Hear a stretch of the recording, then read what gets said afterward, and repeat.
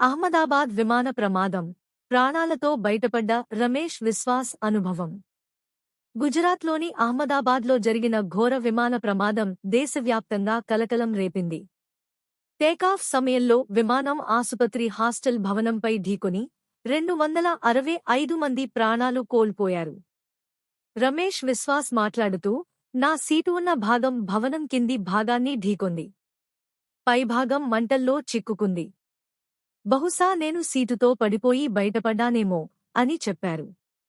ప్రమాద సమయంలో ఇద్దరు ఎయిర్ హోస్టెస్లు, ఒక జంట ఆయన కళ్ల ముందే మంటల్లో చిక్కుకున్నారని తెలిపారు. తలుపు విరిగిన తర్వాత కొంత ఖాళీ స్థలం కనిపించిందని, దానివల్ల బయటకు రావడానికి వీలు అయ్యిందని చెప్పారు. విశ్వాస్లో లీసెస్టర్కు చెందినవారు.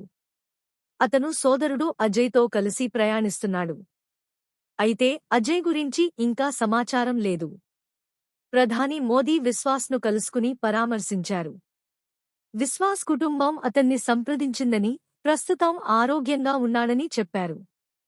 అజయ్ సమాచారం కోసం కుటుంబం ఆతురతగా ఎదురు చూస్తోంది.